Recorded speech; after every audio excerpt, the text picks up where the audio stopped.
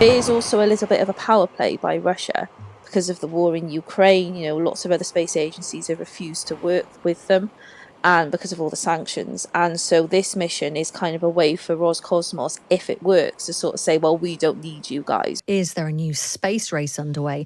Russia is heading back to the moon for the first time in nearly 50 years. Their Soyuz 2 frigate rocket blasted off overnight, carrying a lunar landing craft for an unmanned mission.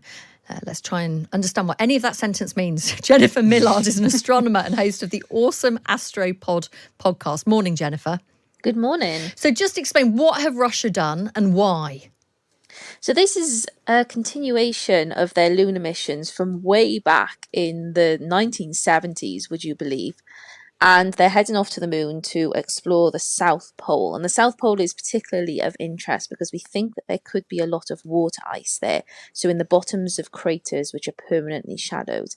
And mining this resource is really a key part of our development for having people permanently on the moon and then also heading off to Mars in the future. So being able to extract these resources is something that we need. But we need to know if those resources are there first. So this Luna 25 mission is a lander mission. It should operate for about a year if it works, of course. There's a lot of stages before we get to there, but that's what Russia are planning to do with this mission. We kind of fell out of love with the moon, didn't we? We all got a bit bored of the moon. We got to the moon in the 60s. We don't need to go back. What's reignited this? Just the need to see if we can extract those things from the moon that would enable us to live on another planet? Yeah, so the moon is becoming interesting as kind of a test bed for us to make the next leap into the solar system, which is sending people to another planet, Mars. But Mars is very difficult to get to. It's many months in terms of journey, 7 to 9 months. It's completely different in the sense if you're very isolated out there, you can't get any help. But the moon is kind of a good test bed for us. So this is what's really reignited our interest in the moon. And America are going there, China, India, lots and lots of nations are ready to explore the moon again. Is it difficult in 2023 to launch a mission like this? Yeah, I mean, Roscosmos, so Yuri Borisov, who's the head of Roscosmos, has freely admitted this mission's only got about a 70% chance of working.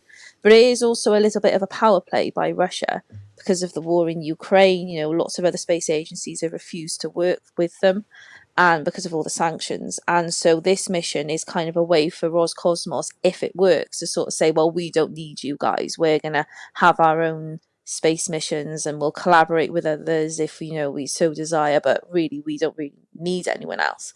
So it is quite interesting politically as well, this mission. So talk through, you were saying about the challenges of doing it. Sort of talk us through step by step and how long it's going to take and where things could go wrong. So it's launched well, we think. It seems to be on the correct path to heading to the moon.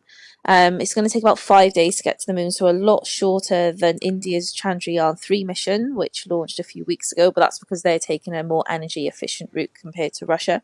It'll then enter an orbit around the moon, so it'll be in orbit for about 5 to 7 days. Now, that's where something could go wrong, because at that point they've got to fire the engines very precisely, burn those engines for a certain amount of time to make sure that they enter orbit, be in orbit for 5 to 7 days then, and then they're going to slowly be changing that orbit to get closer and closer to the surface of the moon, and then they need to try and land. That's definitely the most tricky bit because you have to fire the engines, you have to make sure all of the mathematics is correctly worked out, and that's probably going to be the most critical point. So if they can get onto the surface, it's very likely that the instruments will work and they'll be able to do the science that they've planned for this year-long mission. But yeah, it's getting into lunar orbit and then actually landing, which is the trickiest part.